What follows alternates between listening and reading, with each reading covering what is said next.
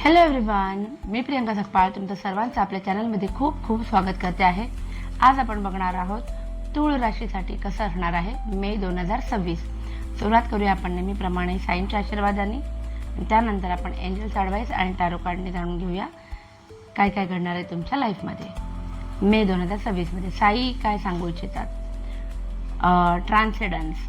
बाबाज power transcends distance and boundaries. He is always there for you.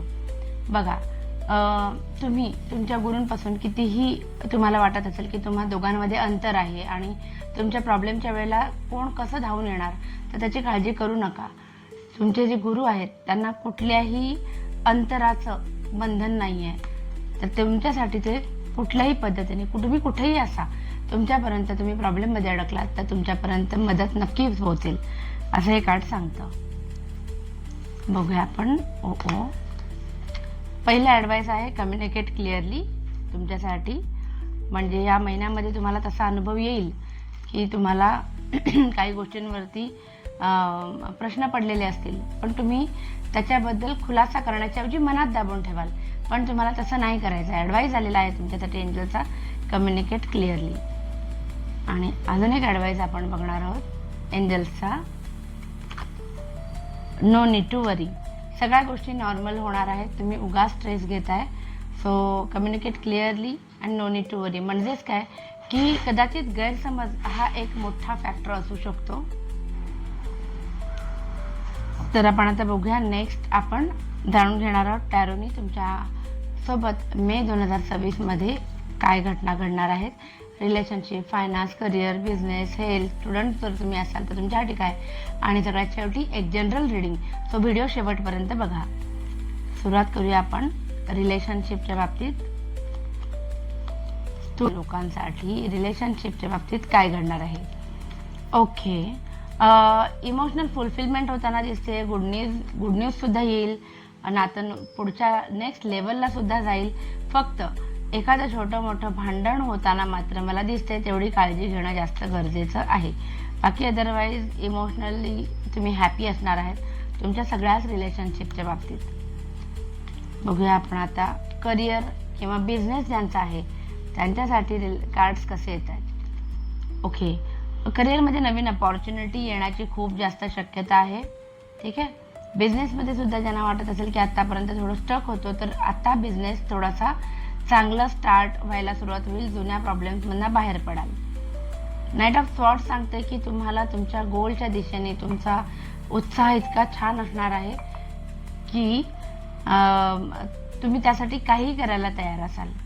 आणि सगळ्यात शेवटी career असो वा बिझनेस, पैशांच्या बाबतीत कार्ड चांगला आलेला आहे. फॅमिलीसुद्धा त्यामुळे आनंदी असेल, कारण तुम्हाला पैसा आणि फॅमिली दोन्हीचा एकत्र आनंद या महिन्यामध्ये घेता येणार आहे. युजली तुम्हाला तुमच्या फॅमिलीसाठी वेळ मिळत नाही, पण या मे महिन्यामध्ये मात्र तुम्हाला वेळ मिळणार आहे. बघूया आपण आता हेल्थच्या बाबतीत कार्ड्स काय सांगतात. तूळ राशीच्या लोकांना हेल्थ रिलेटेड कोणताही मोठा प्रॉब्लेम मला दिसत नाही आहे. प्रवास करताना थोडंसं सावधान राहण्याची गरज आहे असं दिसतंय. नेक्स्ट आपण बघणार आहोत जे काही स्टुडंट्स आहेत आपले तूळ राशीचे, त्यांच्यासाठी कार्ड्स कसे आलेले आहेत. ओके, तुम्हाला थोडं स्ट्रेस घ्यायची गरज आहे आता, कारण तुम्ही जे काही कन्फ्युजन तुमच्यासमोर येत आहेत तुमच्या अभ्यासाच्या संदर्भात, त्याच्याशी रिलेटेड गुरु तुम्हाला भेटत नाही आहे की त्यातनं तुम्हाला त्या प्रॉब्लेम्समधनं बाहेर काढण्यासाठी. त्यामुळे तुम्हाला असं वाटतं की जेवढं झालं तेवढं ठीक आहे, बाकी मला दुर्लक्ष करावं असं वाटतं किंवा स्वतःसाठी वेळ काढावा असं वाटतं, असं तुम्हाला वाटू शकतं. आणि थोडंसं तुमचा जो हट्टी स्वभाव आहे की तुम्हाला सांगून सुद्धा कदाचित तुमचं मन अभ्यासाकडे लागणार नाही, असा थोडासा एक हट्टी स्वभाव सुद्धा या मे महिन्यामध्ये थोडासा मला दिसतोय. तो गरज आहे कॉन्सन्ट्रेट करण्याची आणि जर कोणी सल्ला देत असेल तो शांतपणे ऐकून घेण्याची. जे प्रॉब्लेम्स तुम्हाला समजत नाही आहे, तुम्हाला वाटतं की त्यातनं मी बाहेर पडू शकणार नाही, ते चर्चा केल्याने सुटणार आहेत. त्या कार्डचा ॲडवाइस तसं असतं. तर ही गोष्ट लक्षात घ्या, हट्टीपणा करू नका. बघूया आता एक जनरल रीडिंग तूळ राशीच्या लोकांसाठी कसं असणार आहे. जनरल रीडिंग काय आहे, कसा असणार आहे महिना. ओके, बऱ्याच लोकांच्या बाबतीमध्ये ना पैशाची सेविंग होताना मला दिसते. सेविंग तर सेविंग जे नोकरी करत आहेत किंवा जे काही बिझनेस करत आहेत त्यांना आपला व्यवसाय किंवा आपलं प्रोफेशन अजून जास्त ग्रो व्हावं याच्यासाठी जे काही एक्स्ट्रा कोर्सेस करावे लागणार आहेत त्याच्याकडे सुद्धा तुमचा कल असणार आहे. मटेरियलिस्टिक हॅपीनेस मला दिसते, म्हणजे तुमची जी काही भौतिक सुख तुम्हाला हवी होती, घर, गाडी, बंगला, जागा, तर अशा गोष्टींमध्ये इन्व्हेस्टमेंट होण्याची शक्यता आहे. काही लोकांच्या बाबतीत मात्र हा महिना थोडासा स्ट्रेस किंवा सततची धावपळ, कुठल्या कुठल्या गोष्टीला फेस करणं याच्यामध्ये जास्त जाताना दिसतंय. पण एक चांगली गोष्ट आहे की तुम्ही गिवअप नाही करणार त्या सिच्युएशनला. जे काही प्रॉब्लेम्स येतील ते तुम्ही फेस करायला तयार असाल. आणि हे कार्ड मला सांगते द हाय प्रिस्टेस की ह्या मे महिन्यामध्ये तुम्हाला जेवढं राहता येईल तेवढं शांत राहा. जेवढं डिप्लोमॅटिकली सिच्युएशन हँडल करता येईल करा.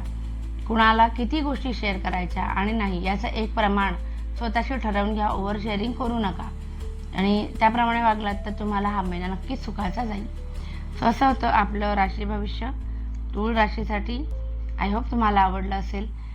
प्लीज लाईक, शेअर आणि सबस्क्राईब करा आणि आपली फॅमिली अशीच वाढत राहू दे. Thank you so much. बाय.